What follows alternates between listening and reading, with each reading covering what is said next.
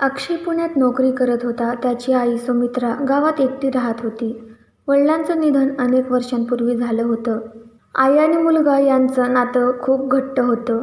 पण आईची एक विचित्र सवय होती. दर रविवारी ती घरात भरपूर स्वयंपाक करायची. पुरणपोळी, भाजी, भात, आमटी आणि मग एक डबा भरून कुठेतरी घेऊन जायची. अक्षयने अनेकदा विचारलं, आई कुठे जातेस? पण ती फक्त हसायची. योग्य वेळ आली की सांगेन. हे असंच अनेक वर्षे चाललं. एका दिवशी अचानक आईचं हृदयविकाराने निधन झालं. अक्षय पूर्णपणे कोसळला. अंत्यसंस्कार झाल्यानंतर तो आईच्या वस्तू आवरत होता, तेव्हा त्याला कपाटात एक जुनी डायरी सापडली. डायरीच्या पहिल्या पानावर लिहिलं होतं, माझ्या मृत्यूनंतरच ही डायरी वाच.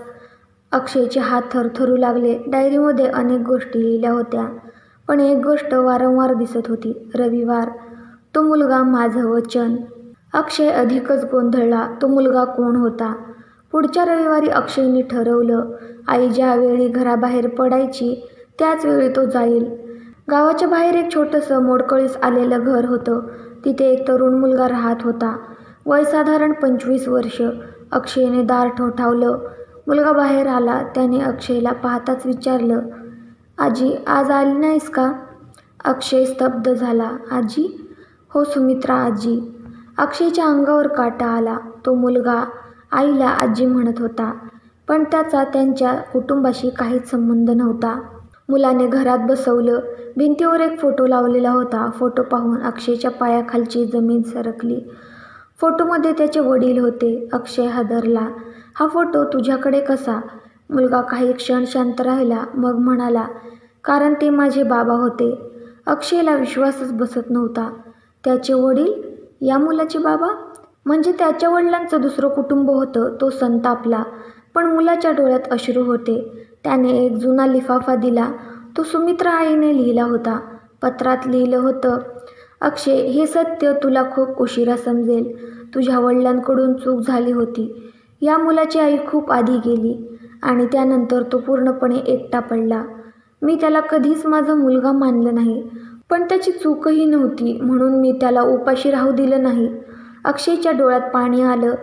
जिचा सर्वात मोठा विश्वासघात झाला, ती स्त्री त्या निष्पाप मुलाची काळजी घेत होती. पण अजून एक रहस्य बाकी होतं. पत्राच्या शेवटी लिहिलं होतं, खरं सत्य अजून बाकी आहे. अक्षयने पुढचं पान उघडलं आणि तो स्तब्ध झाला.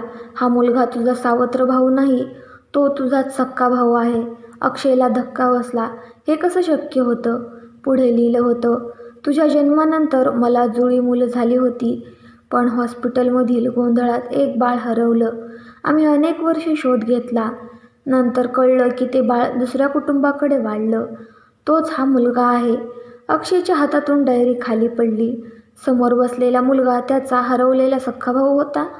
दोघेही बराच वेळ शांत बसले. मग अक्षय उठला. त्याने भावाला मिठी मारली. दोघांच्या डोळ्यातून अश्रू वाहत होते. आईने आयुष्यभर एक गुपित जपलं होतं. ती दर रविवारी त्याला जेवण द्यायला जात नव्हती. ती आपल्या हरवलेल्या मुलाला भेटायला जात होती. त्या दिवसानंतर दोन्ही भाऊ एकत्र राहू लागले. आई नव्हती, पण तिच्या प्रेमाने दोन तुटलेली आयुष्य पुन्हा जोडली होती. शिकवण: खरं प्रेम रक्ताच्या नात्याने नाही तर माणुसकीने जिवंत राहतं. काही सत्य उशिरा समोर येतात, पण आयुष्य कायमचं बदलून टाकतात. तर मित्रांनो, तुम्हाला ही स्टोरी आवडली असेल तर व्हिडिओला लाईक आणि चॅनलला सबस्क्राईब करा. तुम्हाला जर का वेगळ्या प्रकारच्या कोणत्या गोष्टी ऐकायच्या असतील तर मला कमेंटमध्ये नक्की सांगा. Bye bye.